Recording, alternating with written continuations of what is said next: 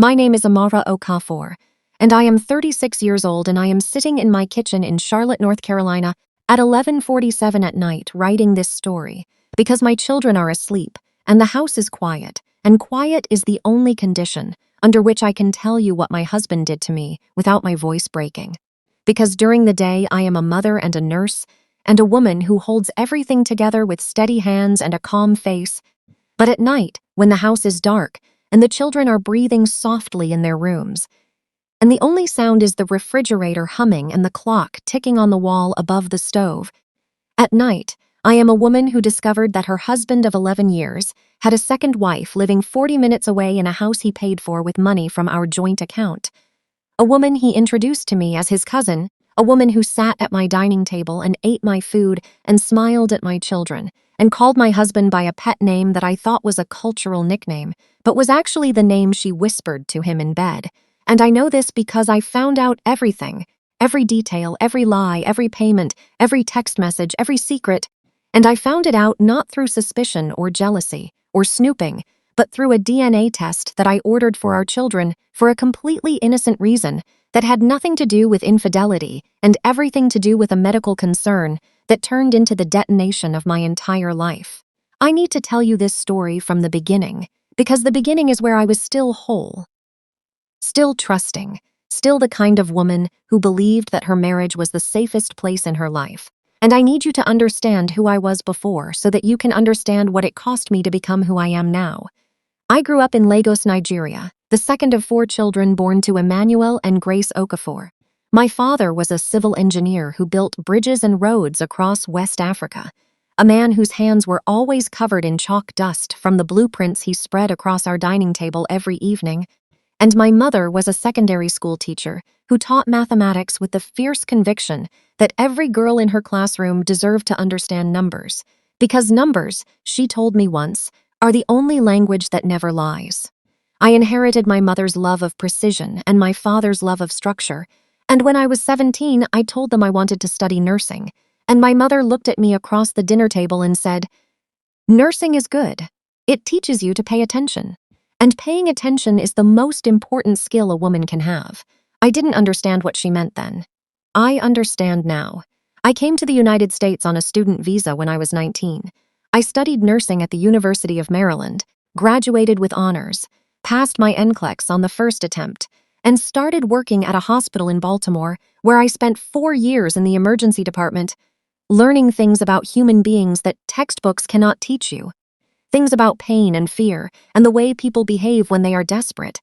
Things that would later help me recognize desperation in my own husband even when he was smiling. I met David Chen when I was 24. He was 28, a software engineer at a tech company in Northern Virginia. First-generation Chinese-American, born in San Francisco, raised by parents who owned a restaurant in Chinatown and who had instilled in him a work ethic that I recognized and admired because it mirrored my own.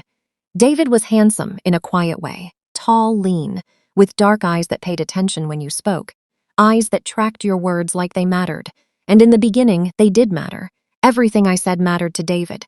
Every story about my day at the hospital, every memory of Lagos, every opinion about politics or food or music. He received all of it with the genuine interest of a man who was fascinated by the woman in front of him, and that fascination was intoxicating because I had spent my entire adult life being competent and reliable and strong, and no one had ever been fascinated by me before. No one had ever looked at me the way David looked at me in those early months, like I was a country he wanted to spend his whole life exploring. We dated for 2 years. We married when I was 26 in a ceremony that blended Nigerian and Chinese traditions in a way that made both our families slightly uncomfortable and deeply happy.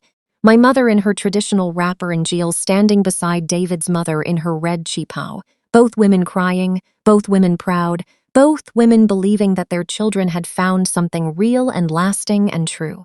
We moved to Charlotte because David's company opened an office there, and because we wanted space and warmth and a yard for the children we planned to have.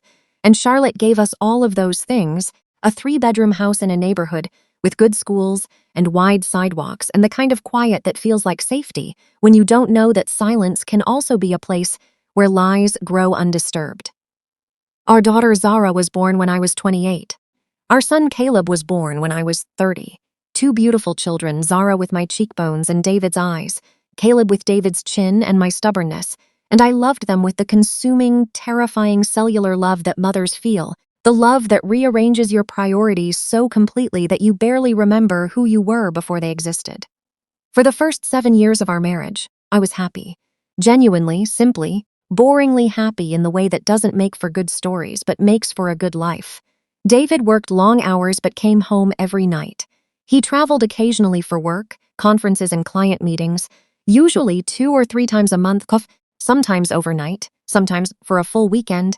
And I accepted this because I was a nurse who understood irregular schedules and because I trusted him with the uncomplicated trust of a woman who had no reason to doubt and who had not yet learned that the absence of evidence is not the same as evidence of absence. I want to tell you about the first time I met the woman David introduced as his cousin, because that dinner is where everything I know now started to take shape, though I didn't recognize it at the time, because I was too busy being a good hostess to see what was sitting at my own table. It was a Saturday evening in October, 3 years ago. Zara was 5 and Caleb was 3, and David had told me that morning that his cousin Mei Lin was visiting from California and would I mind if she came for dinner. I said of course not because I loved meeting David's family. Because his family had always been kind to me. Because his mother called me every week from San Francisco and sent Zara handmade dumplings on her birthday. And because I believed that family was the most important thing in the world, a belief that David knew I held and that he exploited with a precision that still makes me sick when I think about it. Mei Lin arrived at 6 in the evening. She was 31, petite, Chinese-American, with long black hair and a smile that was warm, and a handshake that was firm and an ease with David that I attributed to family closeness. She had a carry-on suitcase because she was staying at a hotel nearby. She said, just passing through Charlotte on a business trip, and David had insisted she come for dinner because family should never eat alone in a hotel when there is a home nearby with food on the table. I cooked jollof rice and fried plantains and a stir-fry that I had learned from David's mother, a combination of my world and his that I was proud of. And Mei Lin sat at my table and complimented every dish with Zarawa and held Caleb on her lap and told me I had a beautiful family. And I thanked her, and I meant it, and she was lying, and she knew she was lying. And she sat in my house and ate my food and looked at my husband with eyes that I should have read differently but didn't, because I was not looking for what I was not expecting to find. If you are listening to this story right now, and you have ever had someone sit at your table and smile at you while hiding something that would destroy you, I need you to drop a comment below and tell me, because I spent 3 years believing I was the only woman stupid enough to miss what was right in front of her, and my therapist has spent considerable effort convincing me that I was not stupid, that I was trusting, and that there is a difference, and I believe her most days but not all days, and hearing from other people who understand helps on the days when I don't. Mei Lin visited 4 more times over the next 2 years. Each visit followed the same pattern. David would mention casually that his cousin was in town. She would come for dinner or lunch. She would be warm and friendly and appropriate. She would play with the children. She would compliment my cooking. She would leave. And between visits, David would mention her occasionally in conversation, casually. The way you mention any family member, Mei Lin got a new job, or Mei Lin is thinking about moving to the East Coast. And I would nod and say that's nice and move on because Mei Lin was his cousin, and cousins are part of your life, and there was nothing unusual about any of it. Except there was. There were things that I noticed and filed away without interpreting them correctly. Things that my nurse's brain logged the way it logs vital signs. Automatically and without conscious decision, things that sat in the back of my mind like unread messages that I would eventually open and read and understand. David's phone behavior changed around the time Mei Lin first appeared. Not dramatically, subtly. He began keeping his phone in his pocket more often. He began stepping out of the room to take calls that he said were from work. He began texting late at night with the phone angled away from me, and when I glanced over he would say he was responding to a work Slack channel, and I would nod because I had no reason not to nod. His travel increased. The 2 or 3 overnight trips per month became 3 or 4. The weekend conferences became more frequent. He was always tired when he came home from these trips, The specific kind of tired that I now recognize as the exhaustion of maintaining two lives simultaneously. The bone-deep fatigue of a man who is performing two roles and cannot rest fully in either one because rest requires honesty, and honesty was the one thing David could not afford. Our finances shifted, not obviously, not in ways that would trigger alarm in someone who wasn't looking for it, but in the subtle recalibration of money that I noticed the way a nurse notices a patient's temperature rising by half a degree. Not yet a crisis, but worth watching. David began managing more of the household finances himself. He suggested we keep separate accounts for personal expenses, which he framed as a practical decision for tax purposes. He took over the mortgage payments. He started handling all the bills. And gradually, incrementally, I had less visibility into our total financial picture, which I allowed because I was working full-time and raising two young children, and because trusting your husband with the family finances is not negligence. It is partnership, or it is supposed to be. I want to tell you about the moment that started everything, the moment that had nothing to do with suspicion and everything to do with a mother's concern for her child's health. Because the irony of how I discovered the truth is something I have thought about every single day for the past year. The fact that it was love for my children, not doubt about my husband, that blew open the door to the room he had been hiding behind for years. Caleb was 4 years old when his pediatrician noticed something during a routine checkup. His growth curve had plateaued. He was falling behind on height and weight percentiles. The doctor wasn't alarmed. She said it could be entirely normal variation, but she wanted to run some blood work to rule out any underlying conditions, and she suggested, given that Caleb was biracial, that we consider genetic testing to get a comprehensive picture of his health profile, including any inherited conditions from both sides of his family. I mentioned this to David that evening. He was sitting on the couch with his laptop, and when I told him about the doctor's recommendation, something happened to his face that lasted less than a second, but that I caught, because I have spent 12 years of my nursing career watching faces for the micro-expressions that people produce when their bodies react to information faster than their minds can control. It was a flash of something. Not concern, not the normal parental worry that follows a doctor's recommendation about your child. It was closer to alarm, the specific, targeted alarms of someone who has just heard a piece of information that threatens something they are protecting. He recovered immediately. He said, "Genetic testing? Is that really necessary? The doctor said it could be normal." I said, "She wants to rule things out. It's just a precaution," he said. "Those tests are expensive, and they're not always accurate. Maybe we should wait and see." I looked at him, a man who had never once questioned a medical recommendation from our children's pediatrician, a man who had insisted on every vaccine, every screening, every checkup, on schedule and without hesitation. That man was now pushing back against a genetic test for his son. I noted it. I didn't push. I said, "Let me think about it." I thought about it for 3 days.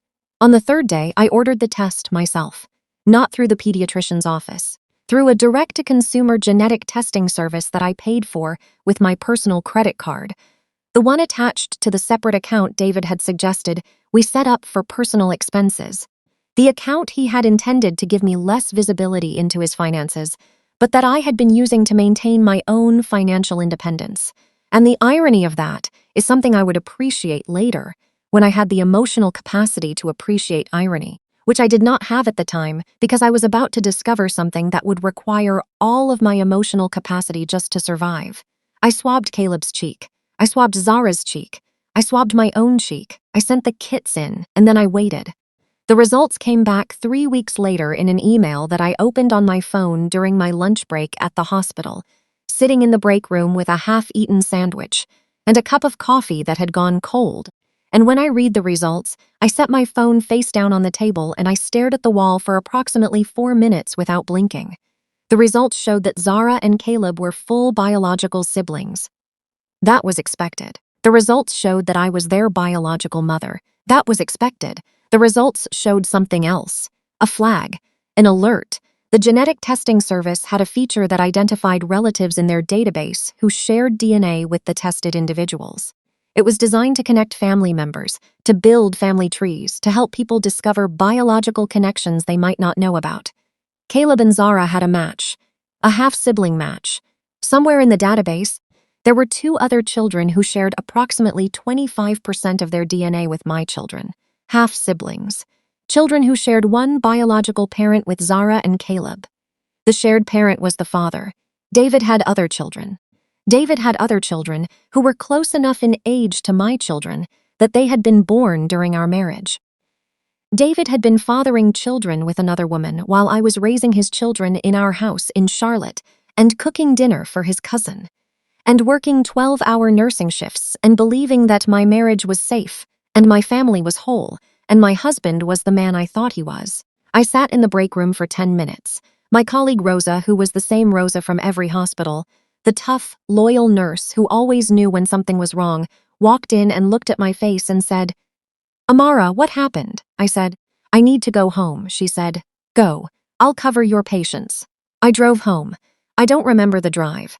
I remember arriving at my house and sitting in the driveway and looking at the front door and thinking, behind that door is the life I built, the life I trusted, the life I invested everything into, and behind some other door 40 minutes away is another life that my husband built with my money and my trust and the time he stole from me and from our children.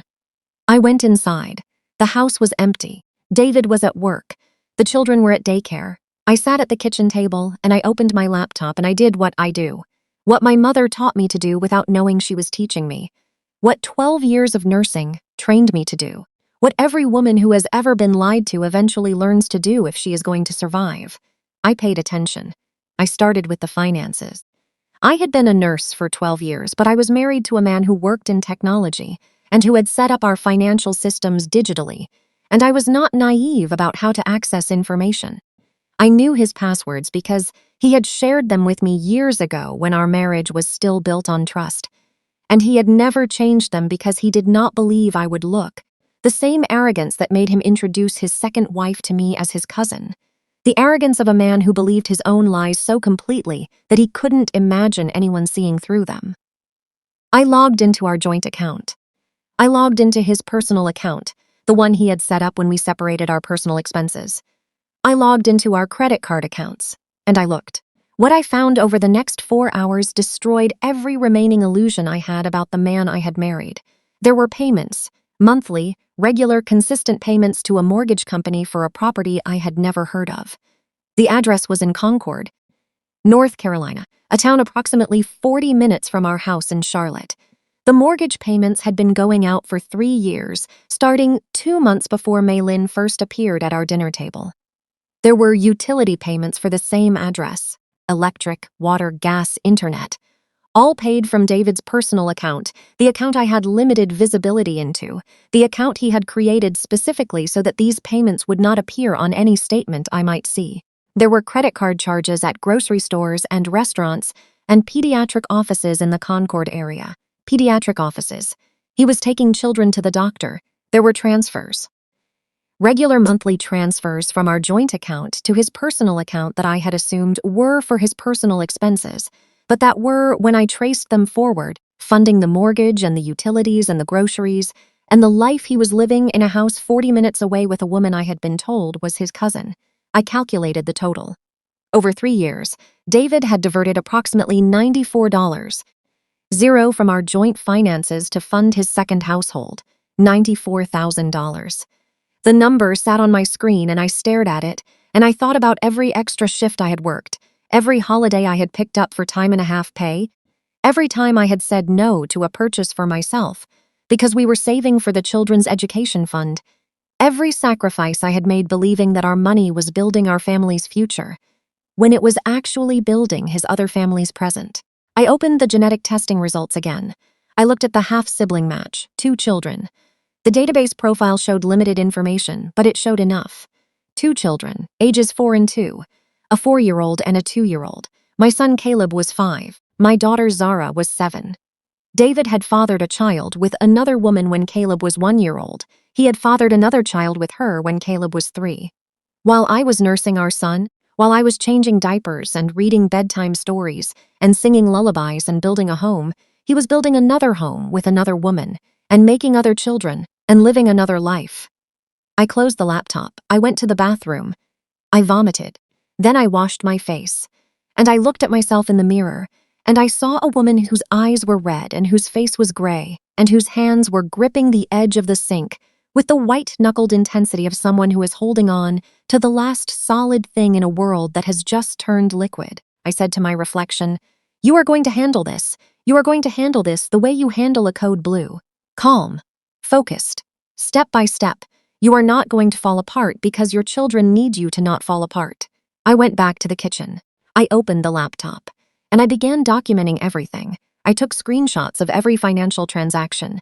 I downloaded bank statements going back 3 years. I photographed the genetic test results.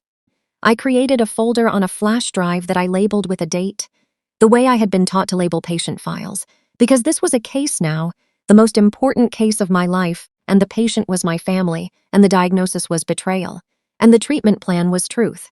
I did not confront David that day. I did not confront him that week. I waited. Because I had learned from 12 years of nursing that the worst thing you can do in a crisis is act on emotion. Emotion makes you impulsive. Emotion makes you say things you can't take back. Emotion gives the other person information about what you know and what you plan to do, and I was not going to give David any information. Not yet. I called an attorney. Her name was Patricia Valdez. She specialized in family law with an emphasis on complex financial situations.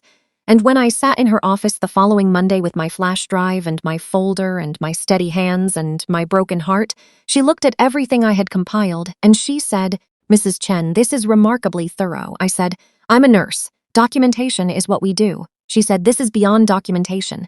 This is a case file." I said, "Then let's treat it like one."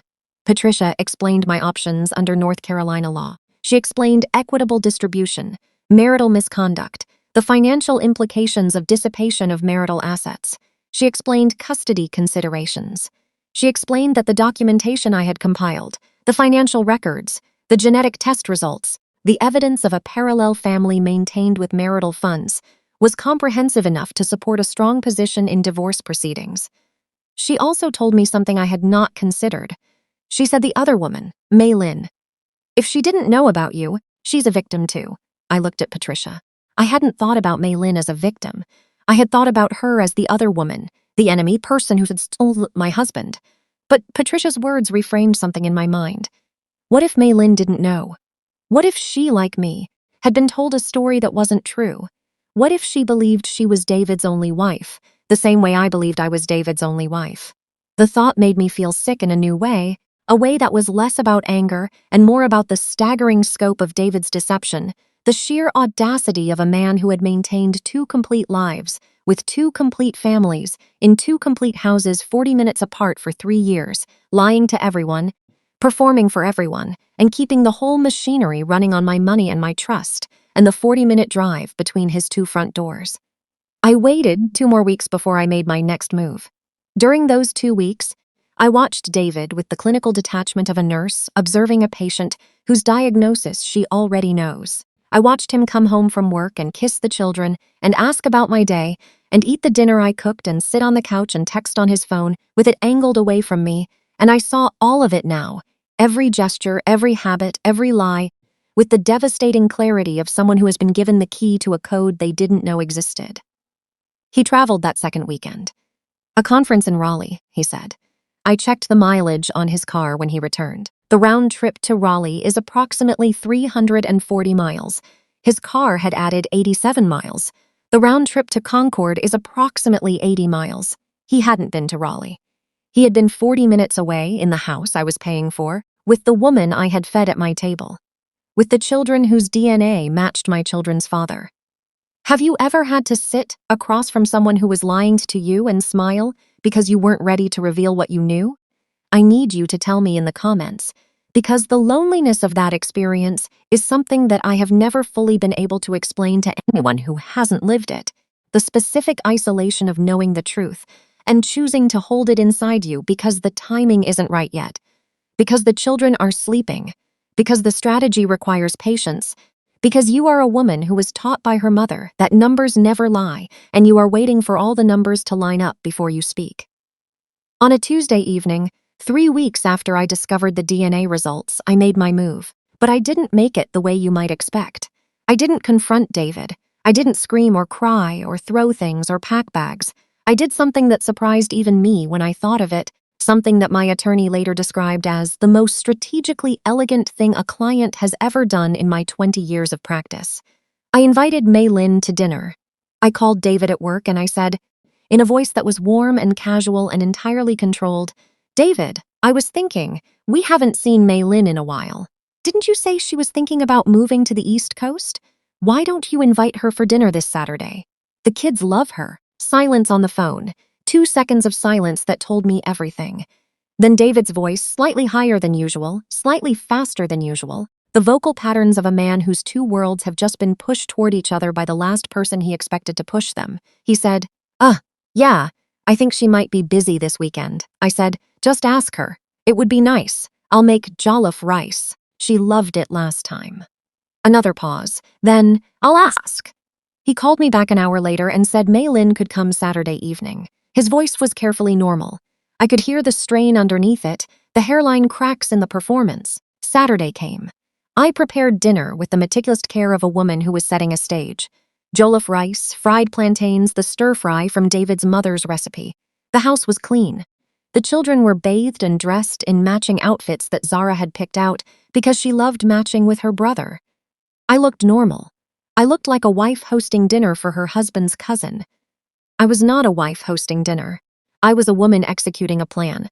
Mei Lin arrived at 6. She was carrying flowers, yellow tulips, and she handed them to me with a smile that was warm and genuine, and that I received with a smile that was equally warm and entirely calculated. She hugged the children. She complimented the house. She sat at my table. David sat across from her. He was sweating slightly, not visibly, not in a way that anyone else would notice, but I noticed because I had spent 11 years studying this man's body, the way I study my patients' bodies, and I knew what his stress response looked like, the slight dampness at his temples, the way his left hand gripped his knee under the table, the speed at which he drank his first glass of water. We ate dinner. The conversation was normal. The children were happy. Mei Lin asked about Zara's school, and Caleb's latest obsession with dinosaurs and my work at the hospital, and everything was pleasant and ordinary. And underneath it all, I was counting the minutes until the children went to bed, because what I had to say could not be said in front of them. At 8:30, I put the children to bed. I read Zara a chapter of her book.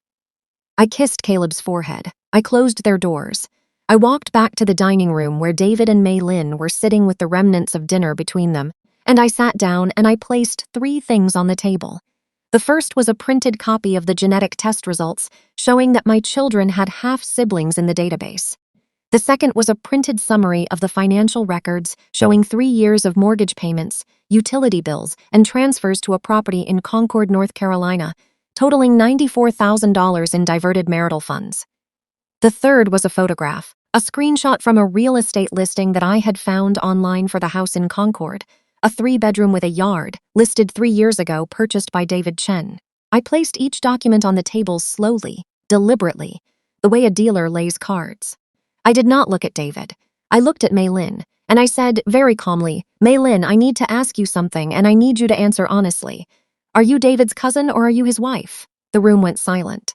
Not the ordinary silence of a conversation pausing. The absolute, airless silence of a room in which the truth has just entered and displaced everything else. Mei Lin looked at the documents. She looked at David. She looked at me. And in her face I saw something that answered my question before she said a single word. I saw confusion, yes. But underneath the confusion I saw recognition. The recognition of a woman who was looking at evidence that confirmed something she had felt, but never been able to name. Something that had been bothering her for years. Small inconsistencies in David's behavior, unexplained absences, the way he kept parts of his life partitioned, the way he controlled information the way an air traffic controller controls flight paths, keeping everything separated so that nothing collided. Mei Lin's hand went to her mouth. She said, "He told me he was divorced." 5 words that rewrote the entire story. He told me he was divorced. David had told Mei Lin that he had been previously married to a woman in Charlotte, but that the marriage had ended before they met. He had told her that he co-parented his children from the first marriage, but that the relationship was over. He had told her that the reason she could never come to Charlotte unexpectedly, the reason their life was in Concord and not closer to his office, the reason he traveled so much, was because of work and custody arrangements and logistics that were easier to manage from a distance. She didn't know about me. She didn't know I existed. She thought she was his wife, his only wife, the woman he had chosen, the woman he came home to, and the visits to my house for dinner, those 4 or 5 evenings over 3 years, those had been explained to her as custody handoffs, as co-parenting events, as the necessary interactions between a divorced man and his ex-wife, and she had accepted this explanation because she trusted him the same way I trusted him, completely, and without the suspicion that the truth required, because the truth was so monstrous that no reasonable person would think to suspect it. Mei Lin started crying, not the dramatic crying of someone performing emotion, but the quiet, devastating crying of a woman whose world has just collapsed and who doesn't have enough air in her lungs to make noise. David sat between us. His face was white. His hands were flat on the table. He looked like a man who had been running for 3 years and had just hit a wall at full speed. He said, "Amara, let me explain." I said, "No." He said, "It's not what you think." I said, "David, I have the financial records, the DNA results, and the property deed. It is exactly what I think. And I am not interested in your explanation because there is no explanation that makes this acceptable." Mei Lin looked at David with an expression that I recognized because I had felt it in my own body 20 minutes earlier, the expression of a woman who is looking at a stranger wearing her husband's face. She said, "You told me she was your ex-wife." David said nothing. Mei Lin said, "You told me the marriage was over. You said the dinners were for the children. You said she knew about us. You said she was fine with it." Each sentence landed like a blow. Each sentence was another lie exposed. Another wall crumbling, another piece of the elaborate architecture of David's deception falling to the ground. I looked at Mei Lin. I said, "I did not know about you until 3 weeks ago. I thought you were his cousin." That is what he told me. That is what he told our children. Mei Lin stared at me. Then she stared at David. Then she stood up from the table and she picked up her phone and she walked to the front door and she stopped. And she turned around and she looked at David and she said, "I have 2 children with you. 2 children. And none of this was real." She left. The front door closed behind her. I heard her car start. I heard her drive away. And then it was just David and me, sitting at a table covered with the evidence of his lies. In a house that I had made into a home, in a life that I had built with my hands and my trust and my love, and all of it was contaminated now. All of it was poisoned. And the man sitting across from me was the source of the poison. And he was looking at me with the desperate eyes of someone who has been caught, and who is calculating. Even now, even in this moment of total exposure, he was calculating what he could say to minimize the damage. I said, "Don't." He closed his mouth. So I said, "I have an attorney. Her name is Patricia Valdez. She has copies of everything on this table and more. You will be hearing from her. Tonight, you are going to pack a bag, and you are going to leave this house, and you are not going to come back until I tell you that you can, which may be never. The children are asleep. You will not wake them. You will not speak to them tonight. You will walk quietly to the bedroom, pack what you need for a week and leave." He said, "Amara, please." I said, "You had 2 wives, David. 2 homes, 4 children. You used my money to pay for a life I didn't know about. You introduced your second wife to me as your cousin, and she sat at my table and ate my food and played with my children while you watched and said nothing. There is no version of please that works here." He packed a bag. He left. The door closed behind him the same way it had closed behind Mei Lin, with the sound of something ending. And I sat at the table, and I looked at the documents, and I looked at the flowers, the yellow tulips Mei Lin had brought, still in the vase I had put them in 3 hours ago, still beautiful, still fresh, still a gift from a woman who had come to my house, believing she was visiting her husband's ex-wife, and who had left knowing she was one of 2 women who had been completely and systematically deceived by the same man. I cleaned up dinner. I washed the dishes. I wiped the table. I put the leftovers in the refrigerator. I did these things because they needed to be done. And because the alternative was sitting in the dark, feeling the weight of what had happened, and I was not ready for that weight yet, I needed to hold it at arm's length for a few more hours. I needed the ordinary mechanical comfort of washing dishes and wiping counters and maintaining the structure of a home that my children would wake up in tomorrow morning, expecting breakfast and normalcy and the steady presence of their mother. At 11:47 that night, I sat at the kitchen table and I called my mother in Lagos. It was 5:47 in the morning there. She answered on the second ring because answer regardless of the hour. I said, Mama. She said, Amara, what is wrong? I said, David. And then I cried. I cried the way I had not cried in front of anyone, the way I had not allowed myself to cry while the children were awake, or while David was in the house, or while Mei Lin was sitting at my table. I cried with the complete and unrestrained devastation of a woman whose life had just been revealed to be a fraction of what she thought it was. And my mother listened, 5,000 miles away, and she did not interrupt, and she did not offer advice, and she did not say I told you so. She just breathed on the other end of the phone, steady and present, the way she had breathed beside me when I was a child and afraid of thunderstorms. And when I was finished crying, she said, very quietly, numbers never lie. Amara, remember that. Numbers never lie. The divorce took 9 months. Patricia Valdez was extraordinary. The financial evidence was overwhelming. The DNA results were irrefutable. David's attorney attempted to minimize the scope of the deception, to characterize the Concord household as a temporary arrangement, to argue that the financial diversions were loans rather than dissipation. But the numbers told a different story, and numbers never lie. The court awarded me the house in Charlotte, full primary custody of Zara and Caleb, child support, and a significant portion of the marital assets. The $94,000 in diverted funds was factored into the equitable distribution in my favor. David was ordered to sell the Concord property and use the proceeds to reimburse the marital estate. If stories like this resonate with you, please subscribe to this channel because there are more stories here and they matter, and the women who live them deserve to be heard. Mei Lin and I met one more time 2 months after the dinner. We sat in a coffee shop in a neutral location, 2 women connected by a wound inflicted by the same man. She told me about her life in Concord, the house, the children, a girl named Lily who was 4, and a boy named James who was 2. The loneliness of a marriage that always felt slightly off, slightly incomplete, the way a puzzle feels when one piece is the wrong shape, but you force it in anyway because you want the picture to be whole. She told me that David had been kind to her, that he had been present when he was there, that she had loved him the way I had loved him, completely and without the suspicion that the truth required. We sat across from each other, and we recognized in each other the same expression, the expression of women who had been thoroughly deceived and who were trying to figure out how to trust themselves again. She said, I'm sorry I sat at your table. I said, you didn't know. She said, I should have asked more questions. I said, so should I. We have not become friends. We are not enemies. We are 2 women connected by a man who lied to both of us and by 4 children who share a father and who will someday have to understand what that means. We communicate through attorneys when necessary and through silence when it is not. Zara asked me once, about 6 months after the divorce, Mama, does Daddy love us? I knelt down in front of her, and I held her face in my hands, her beautiful face with my cheekbones and David's eyes, and I said, your daddy loves you very much, Zara. What happened between Daddy and Mama is complicated, but his love for you is not complicated. It is simple and it is real, and it will never change.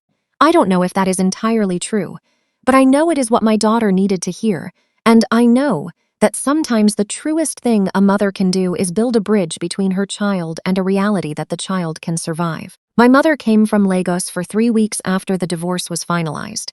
She cooked every meal. She held the children.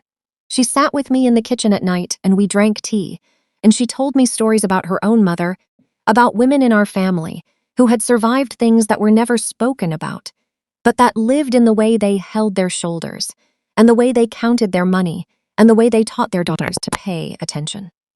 On her last night, she held my hands across the kitchen table and she said, you did not fail, Amara. You loved honestly. You trusted completely. Those are not failures. Those are the choices of a woman who deserves better than what she received, and she will find better because she knows now what to look for and what to run from. I am 36 years old. I have 2 beautiful children who are healthy and growing, and who ask hard questions that I answer as honestly as I can. I have a house that is mine. I have a career that I love. I have my mother's voice on the phone every Sunday morning telling me that numbers never lie. I have a scar inside me that doesn't show, but that I feel every day. The scar of discovering that the person you trusted most was the person who betrayed you most. And I carry it not with bitterness, but with clarity.